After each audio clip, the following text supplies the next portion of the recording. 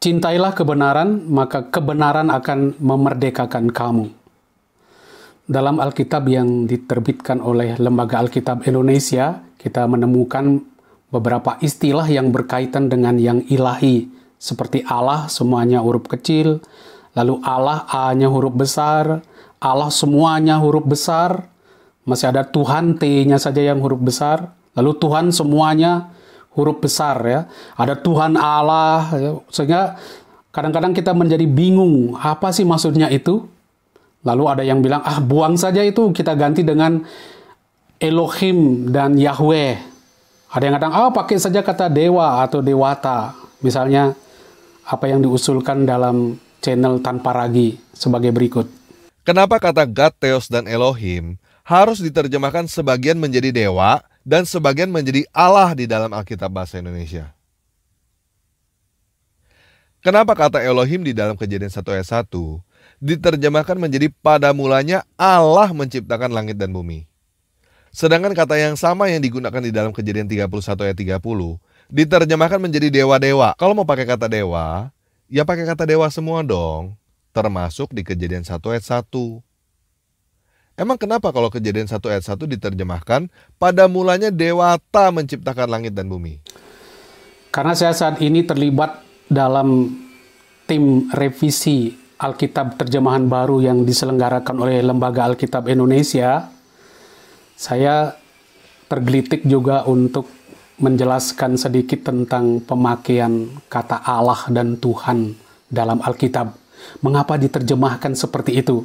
Ya, saya harap penjelasan saya ini mengurangi kebingungan jemaat beriman dan mencegah usul-usul yang simpang siur.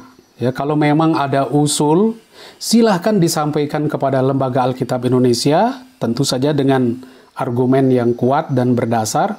Lembaga Alkitab akan sangat terbuka untuk menerima dan mendiskusikannya. Usul boleh disampaikan langsung kepada Lembaga Alkitab atau di dalam nanti komentar pada channel YouTube saya ini. Nah, tentu saja kami akan berusaha menjawabnya nanti. Tapi jangan lupa subscribe dulu ya, dan tekan lonceng sebelum Anda menyimak video ini supaya nanti Anda juga bisa melihat video-video saya yang berikutnya. Pemakaian nama Allah dan Tuhan di dalam Alkitab ternyata suatu prestasi yang luar biasa dari para penerjemah Alkitab yang dahulu. Ketika saya selidiki, ternyata ini memang luar biasa. Kita harus membedakan pertama antara sebutan dan nama atau gelar dan nama. Misalnya, Presiden itu gelar, Jokowi itu nama. Di Alkitab juga ada gelar yaitu Allah dan nama itu Tuhan. Nah, Tuhan itu terjemahan dari kata Allah itu terjemahan dari kata apa? Itu yang pertama. Itu ada dari kata El. El itu gelar umum untuk yang ilahi. Biasanya diterjemahkan oleh Alkitab Perjanjian Lama itu dengan Allah. A-nya huruf kecil. Kadang-kadang diterjemahkan dengan dewa atau dewi. Nah, dalam revisi, karena itu tuh gelar untuk umum, itu kami mau ganti dengan kata ilah. Karena ilah itu artinya sesembahan. Sedangkan dewa-dewi atau dewa atau dewi, saya usulkan supaya ya tidak dipakai lagi kata ini. Karena terus terang saja pengertian dewa-dewi itu sudah tidak seperti yang dibayangkan dulu. Nanti kita bisa menyinggung orang Hindu. Jadi seakan-akan dewa-dewi mereka itu dianggap sebagai berhala. Ya, itu nanti bisa salah pengertian di situ. Karena itu dipilih kata ilah itu yang berarti netral, bisa untuk semua. Baik itu ilahnya orang orang Niniwe maupun ilahnya orang Babel, ilahnya mana itu gelar untuk umum. Bahkan ilahnya orang Israel kalau dilihat dari segi luar itu orang asing mereka akan sebut ini adalah ilah. Tapi untuk orang Israel kata El dipakai dalam arti Allah. A-nya huruf besar. L-L-A-H lainnya itu huruf kecil. Jadi A huruf besar Allah. Itu mengacu ke sesembahan orang Israel. Nah, mengapa dibedakan di situ? Masalahnya begini, ilah itu kan pengertiannya umum. Ya, pengertiannya umum untuk semua. Siapapun yang ilahi akan disebut ilah. Tapi kan kesannya ilah itu banyak. Ya, ada ilah Kamos, ya, ilah Sidon dan sebagainya, ya, Marduk. Itu kan banyak ilah-ilah. Sedangkan bagi Israel, mereka tidak menganut henotisme. Hanya ada satu Allah. Nah, kalau dia satu Allah, tidak mungkin dia mengakui ilah-ilah lain. Karena itu dia dibedakan di dalam terjemahannya dengan memakai kata Allah. A-nya huruf besar. Jadi kalau mau mengatakan Allah, itu berarti mengacu ke Allah Israel. Allah yang satu. Ya, Allah yang Esa. Karena itu di dalam terjemahan Anda lihat, itu di dalam bahasa Latin misalnya disebut Deus, di dalam bahasa Itali Dio, kemudian bahasa Prancis Dieu, kemudian God, bahasa Inggris, bahasa Jerman God, bahasa Yunani dia pakai Theos, ya. Itu adalah Allah yang satu. Beda dengan ilah, gelar untuk semua Allah. Kemudian ada juga di dalam Alkitab kita temukan istilah Eloah. Itu sebenarnya bentuk panjang dari El. Jadi kita nggak bisa katakan, oh kenapa pakai kata dewata saja semua? Nggak bisa. Maknanya itu berbeda. Maknanya berbeda antara ilah semua yang banyak, henotisme, dan El, Allah yang Israeli, Allah yang satu. Memang kita di dalam menerjemahkan perlu konsisten. Tapi makna kata itu punya juga dalam konteksnya. Jadi kata mempunyai makna di dalam konteksnya. Saya beri contoh misalnya, kalau Anda katakan bisa. Ya, kalau saya bisa pergi, itu bisa itu artinya dapat.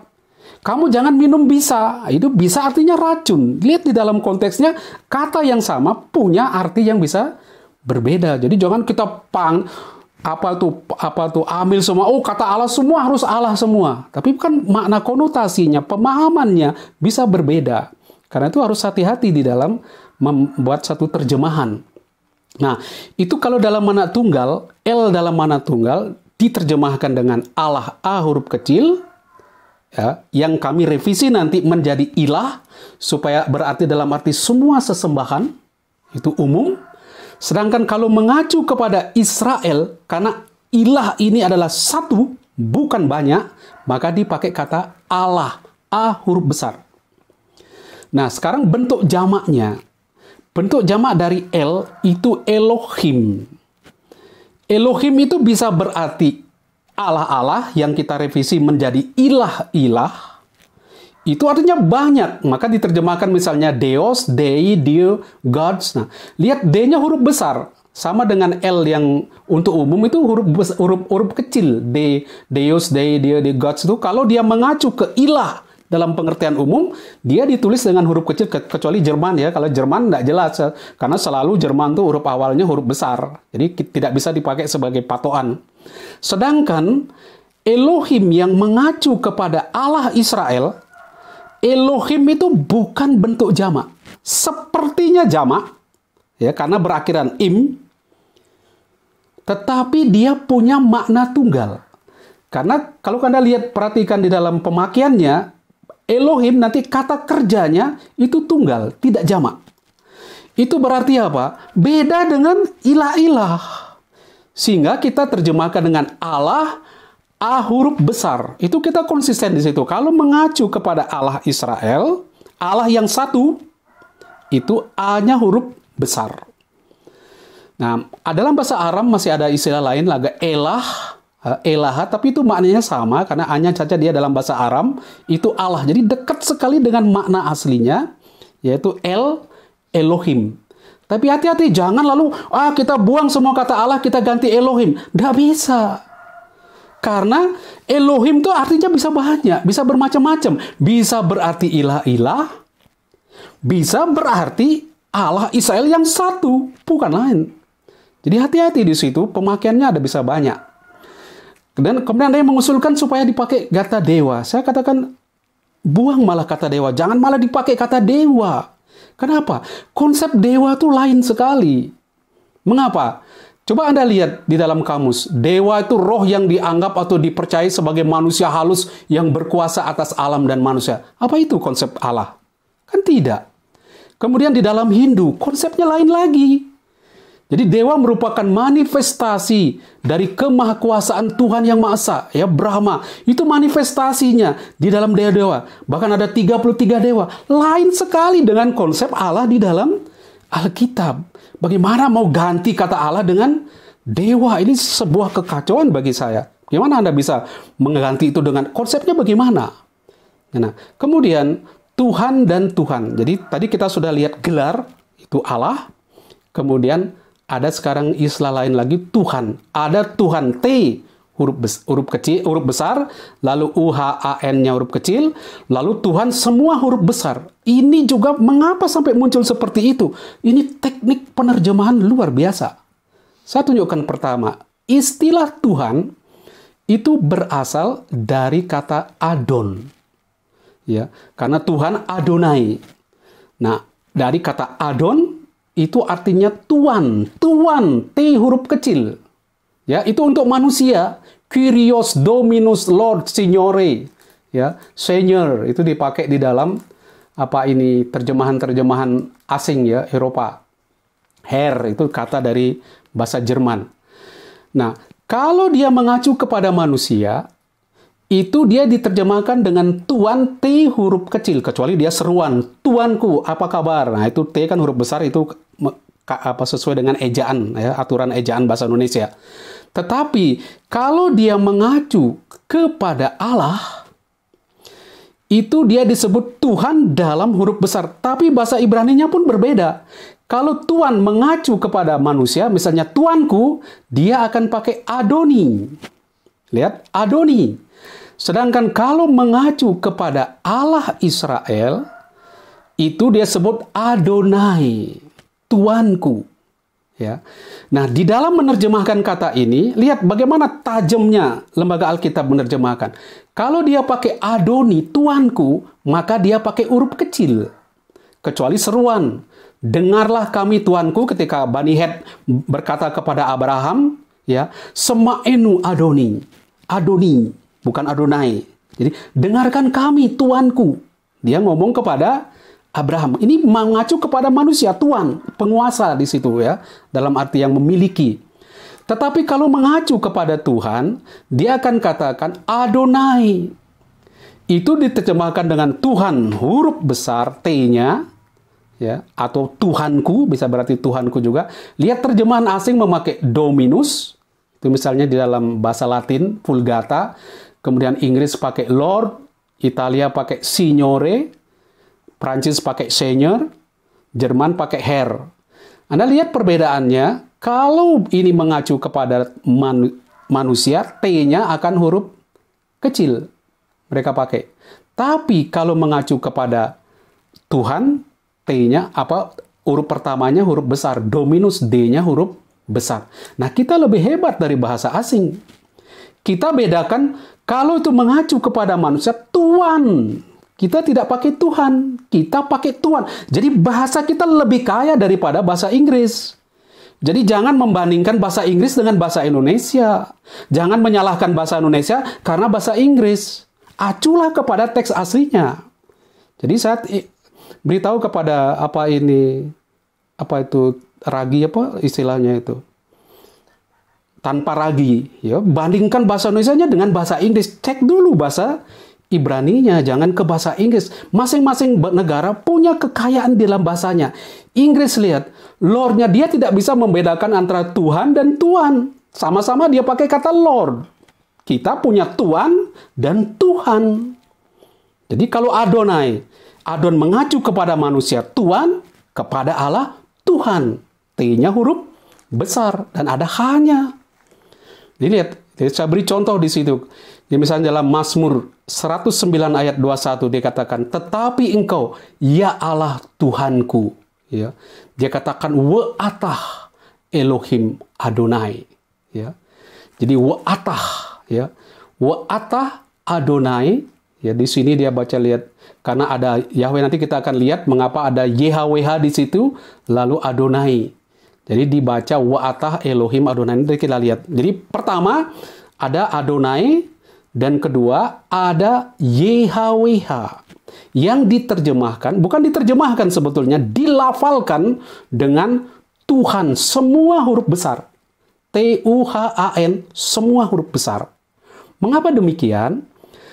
Ini sebetulnya nama, tetapi sekaligus tidak persis nama. Dia identitas, lebih tepat sebagai identitas ilahi. Coba perhatikan, ketika Musa bertanya, siapa namamu? Tuhan jawab, Ehyeh, Asher Ehyeh. Aku adalah aku. Lah apa aku adalah aku? Itu sebenarnya identitas. Aku adalah yang selalu menyertaimu, yang selalu hadir dulu sampai sekarang. Itulah Allah yang memperkenalkan dirinya. Siapa dirinya? Allah sebenarnya tidak bisa diberi nama. Ya, tapi kemudian dari Ehyeh Asher Ehyeh ini orang menduga lalu dibuat ringkasan menjadi YHWH. Nah, YHWH ini tidak bisa diucapkan. Di dalam tradisi Israel kemudian setelah pembuangan khususnya, mereka tidak mau mengucapkan YHWH ini, dan kaum Masorah ketika menulis teks ini, dia memberi vokalisasi sekaligus di dalam istilah Ibraninya ketif dan kere. Ditulis begini, dibaca bagaimana? Karena YHWH tidak bisa dibaca begitu saja, tapi ada teknik membacanya, yaitu dia katakan harus dibaca dengan Adonai. Saya berikan contohnya, ya. Lihat di sini. Tuhan huruf besar itu dari YHWH. Ya. Dari YHWH, dia akan dibaca, dia katakan kre di situ, dibaca Adonai. Beda dengan Adonai tadi. Adonai tadi memang aslinya Adonai. Tapi ini YHWH dibaca Adonai, yang di dalam bahasa Indonesia diterjemahkan dengan Tuhan. Jadi Tuhan itu semua huruf besar adalah pelafalan dari YHWH, yang dalam bahasa Ibrani menurut teks Masorah harus dibaca Adonai, yang berarti Tuhan. Beda dengan Adonai asli yang huruf kecil. Ini semua huruf besar. Ya. Beda pertama di situ. Lihat dikatakan Ani Adonai. Jelas tertulis Yahweh, tapi vokalisasi yang diberikan oleh Masorah, dia tidak tulis YHWH, tapi diberi vokal sesuai dengan Adonai. Maka menjadi Yehovah. Artinya ketika kaum Masorah memberi vokal Yehovah, Anda harus membacanya Adonai. Dan itu padanannya dalam bahasa Indonesia, Tuhan semua huruf besar. Cerdas, bagaimana dia misalnya. Sedangkan, coba Anda lihat di sini, kalau dia mengacu kepada, misalnya dia nempel, ya, kalau Adonai, Adonai, gimana? Pertama ada Adonai, lalu di belakangnya ada Adonai lagi. Gimana membacanya? Kan kesulitan. Tadi kan kita lihat ada Adonai, lalu Adonai YHWH. Gimana membacanya? Kan tidak bisa bacanya Adonai, Adonai. Karena dia sama-sama nempel kan. Masa berbarengan dua kali? Apa maksudnya? Nah, ketika ada kasus seperti itu, kaum Masorah mengganti, ya, memvokalisasi YHWH dengan vokal Elohim. Maka diberi vokal Yehovah. Artinya, ketika Anda menemukan vokalisasi seperti itu, jangan dibaca Yehovah, tapi bacalah Elohim. Anda lihat lagi. Ketika Anda memakai kata Elohim, hati-hati. Artinya bisa banyak. Ya, bisa ilah-ilah, bisa Allah Israel, bisa juga YHWH. Jadi hati-hati di situ. Jangan dipukul rata, oh semua harus Allah. Semua tidak bisa. Ya, tidak bisa demikian. Nah, di sini dia akan memakai kata Elohim. Sehingga kita temukan misalnya, Wayomer Abram Adonai. Yehovah ditulis di situ, tapi harus dibaca Adonai Elohim. Jadi Abraham ya Tuhan Allah. Lihat, Anda lihat, Tuhan itu T-nya huruf besar, lalu kecil karena dari kata Adonai. Sedangkan YHWH, Yehovah, di vokalisasinya harus dibaca Elohim. Maka dia dilafalkan dalam bahasa Indonesia dengan Allah. Tapi bukan Allahnya Elohim yang asli tadi, gelar. Tapi ini nama. Karena itu dia mengikuti gaya seperti YHWH, huruf besar semua. Maka Anda nemukan Allah semua huruf besar. Ya, A-L-L-A-H, semua huruf besar. Karena mengacu kepada YHWH yang dibaca Elohim. Jadi hati-hati sekali, jangan pikir semua Elohim, Elohim semua. Hati-hati di situ dalam teksnya. Ya. Jadi Anda bisa lihat ada perbedaan antara Elohim dalam gelar, tapi Elohim dari YHWH. Itu. Nah, secara ringkas, boleh saya simpulkan seperti ini. Bagaimana sistem menerjemahkan di dalam Alkitab. Ya, ada L yang berarti yang ilahi, gelar untuk yang ilahi, itu dulu diterjemahkan dengan Allah atau Dewa Dewi, direvisi nanti menjadi ilah. Jadi untuk sesembahan semua, untuk yang ilahi semua. Ya, baik itu non-Israel maupun Israel kalau dilihat oleh orang luar. Kalau Israel sendiri dia tidak katakan ilahnya, tapi dia akan kita pakai kata Allah. Nah, untuk L mengacu kepada Allah, khusus Israel, Allah yang satu, maka dipakai Allah, A huruf besar. Seperti Deus, Dio, God, ya, Theos itu semua huruf besar di awalnya saja, ya, di huruf pertama saja. Kemudian ada kata Eloah, bentuk panjang dari L, kemudian ada Aram, itu Elah, Elaha, itu bahasa Aramnya. Tapi sama, maknanya adalah Allah. Jadi bedakan itu A huruf besar dan A huruf kecil yang sekarang nanti di dalam revisi ditiadakan, tinggal ilah. Kemudian ada Elohim. Elohim bisa bentuk jamak dari El, karena itu bisa diterjemahkan dengan ilah-ilah. Kalau yang lama Allah-Allah. Ya, ada Allah lain, ilah lain itu kan kenapa? Karena memang banyak konsepnya. Beda dengan kalau mengacu kepada Allah Israel, dia satu. Dia Esa. Maka A-nya huruf besar. Dan tidak ada Allah-Allah. Tidak ada, karena dia satu. Bentuknya jamak, tapi maknanya tunggal. Gitu. Kemudian ada Adonai yang berarti Tuhan, bedakan dengan Adoni, Tuan. Ya, kalau Inggris Lord sama, tidak punya perbedaan dia. Kita lebih kaya. Ya. Kemudian YHWH yang bisa dibaca Adonai, itu akan diterjemahkan dengan Tuhan, semua huruf besar, tapi dia bisa dibaca juga dengan Elohim. Kadang-kadang dibaca Elohim, yang diterjemahkan, sebetulnya padanannya adalah Allah. Ini sebenarnya bukan menerjemahkan nama Tuhan. Bukan menerjemahkan YHWH, tidak, melafalkan. Seperti orang Israel melafalkan. Kalau orang Israel melafalkan Adonai, ya kita lafalkan dengan Tuhan. Dan ini bagus sekali, ya dekat sekali dengan Tuhan tadi. Ya beda, ya kita malah bisa membedakan antara Tuhan dan Tuhan. Itu kekayaan di dalam bahasa Indonesia. Nah, saya sekarang beri contoh kepada Anda, supaya Anda makin pinter melihat teks ini dan jangan begitu saja katakan ubah semua dengan kata Allah, ubah dengan dewa. Ya, hati-hati di situ karena ini sudah pemikiran yang matang bagaimana mencari padanan yang sesuai, ya, padanan yang sesuai. Lihat di Keluaran 6 ayat 1. Ya, selanjutnya berfirmanlah Allah kepada Musa, akulah Tuhan. Nah, lihat di situ ada Allah huruf besar A, lalu akulah Tuhan, Tuhannya huruf besar semua. Jadi ini apa? Karena di sini ya, wayadaber Elohim al-Moseh wayomer elau. Ani Adonai. Ya, Ani akulah. Di sini lihat tulis apa? YHWH, Yehovah. Jadi Anda harus baca Adonai, akulah Tuhan. Di sini Elohim. Anda lihat ini huruf ya, Elohim. Ya, itu bentuk jamak sepertinya. Tetapi dia pakai kata wayadaber, bentuk tunggal. Ya, jadi ia berfirman. Jadi Allah berfirman dia karena mengacu kepada Allah Israel yang satu, bukan jamak, bukan ilah-ilah.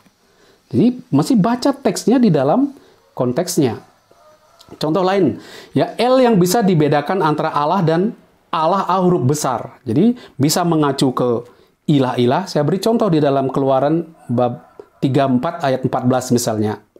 Sebab janganlah engkau sujud menyembah kepada Allah, A huruf kecil, Allah lain. Nah, karena Allah lain, bukan Allah Israel itu, jadi Allah lain. Karena Tuhan, lihat, huruf besar semua, yang namanya cemburuan. Ya, namanya cemburuan. Tadi namanya YHWH, sekarang namanya cemburuan. Adalah Allah yang cemburu. Lihat permainan. Ya, tidak gampang menerjemahkan, tapi lihat konotasi, lihat. Dia katakan di sini kilo, ya, tis tahawe, ya, janganlah engkau sujud le'el kepada Allah akhir. Ini bukan Allah orang Israel. Jadi engkau boleh sujud kepada Allah, tapi Allahnya mana? Allahnya Israel boleh. Jadi jangan dipukul, semua Allah itu berhala. Semua Allah itu berhala. Jadi ini iman dia, karena El ini adalah satu yang mengacu ke YHWH. Jadi bukan mengacu ke ilah-ilah yang dipandang secara umum itu. Ini adalah Allah yang satu. Ya, kalau ini gelar untuk umum. El akhir, maka dipakai Allah yang nanti kita ganti dengan ilah. Supaya ini mengacu untuk gelar umum. Baik itu non-Israel maupun Israel boleh disebut ilah. Ya. Tapi nanti kalau orang Israel memandang Allahnya, dia akan katakan tuh Allah yang esa tidak sama dengan ilah itu, maka kita bedakan ilah dan Allah. Ya, kita bedakan di situ. Nah ini katakan ya, akhir ki, lihat Yehwah, ya Yehwah. Di sini vokalisasi Yehwah, maka harus dibaca apa? Adonai. Diterjemahkan dengan apa? Tuhan, huruf besar semua. Jadi Anda lihat, di huruf besar semua, bukan T-nya huruf Adonai. Kalau udah Adonai itu T-nya huruf besar, yang lainnya kecil. Lalu lihat kana, ya lain cumburan, semo El. El apa? Elkana, namanya Elkana, ini El. Ini Allah. Tapi El ini mengacu kepada siapa? Allah Israel. Maka kita pakai A huruf besar. Jadi tidak dipukul rata di situ, karena A-nya Allah ini beda dengan ilah-ilah lain. Dalam pengertian ini, pengertiannya khusus bahwa Allah ini tidak banyak, tidak bisa banyak, dia cuma satu.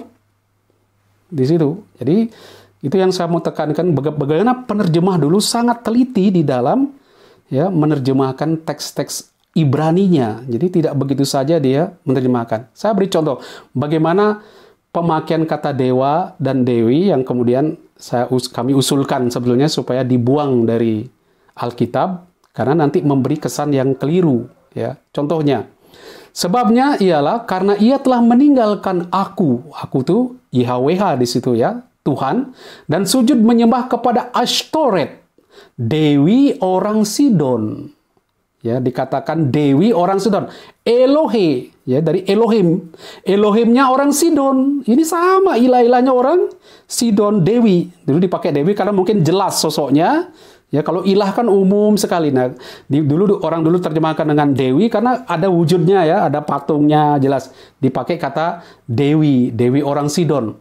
Kemudian ya, Likmos kepada Kamos, Elohe Moab. Allahnya orang Moab, ilahnya orang Moab. Ya. Tapi kan ilah ini tidak sama dengan Allah Israel.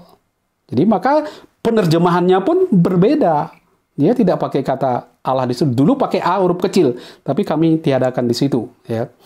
Itu jadi lihat perbedaannya. Saya katakan kita buang dewa atau dewi karena nanti memberi kesan seakan-akan kita menuduh, menghakimi orang Hindu yang punya dewa seakan-akan berhala. Kita tidak mau ke sana.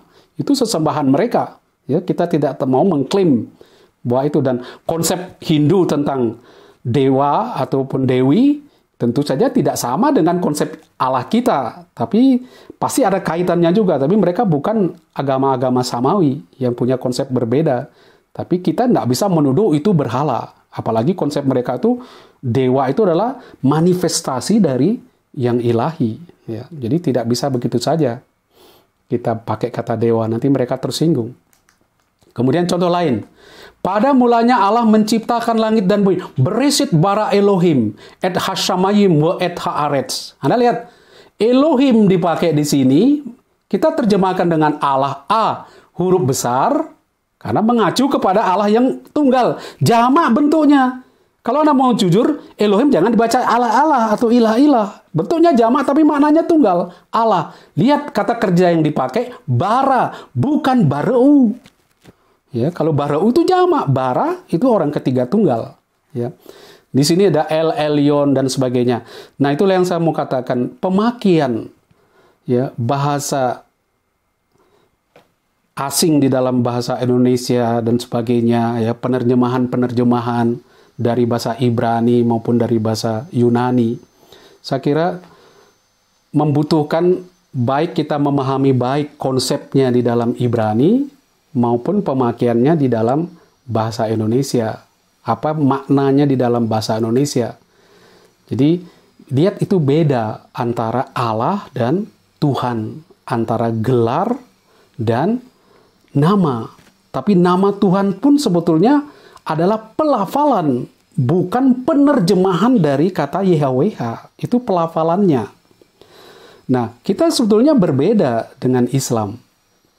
Kalau di dalam kredo kita, ya, tidak ada Allah selain Tuhan.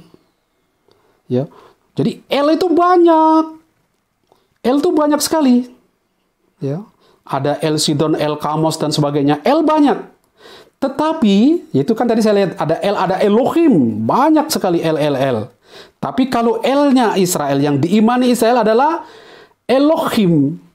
Itu Allah yang satu itu. Dan itu apa? Itu adalah Tuhan. Ya, pelafalan dari YHWH. Maka kredo kita, tidak ada Allah selain Tuhan. Nah, di dalam bahasa Arab, di kredonya di dalam Islam, justru tidak ada Tuhan selain Allah, ya. Kenapa mereka buat begitu? Tapi kalau Anda perhatikan bagaimana kita menerjemahkan, itu El kan justru cocok dengan Elohim, dengan Allah. Sedangkan apa YHWH, Adonai, cocok dengan Tuhan. Jadi tidak bisa kita lalu ganti balik gitu Tuhannya dengan Allahnya. Ya, mudah-mudahan penjelasan ini cukup mengerti, ya, cukup bisa dipahami bagaimana proses penerjemahan itu sangat teliti. Bahkan hal yang kecil pun bisa ditunjukkan di sini perbedaannya. Dan saya yakin apa yang sudah dilakukan oleh para penerjemah dalam agak Alkitab dulu, mereka sudah kerja keras sekali, mempertimbangkan, memikirkan banyak hal. Dan itu kita bisa syukuri, ya, atas pekerjaan mereka yang luar biasa itu. Terima kasih.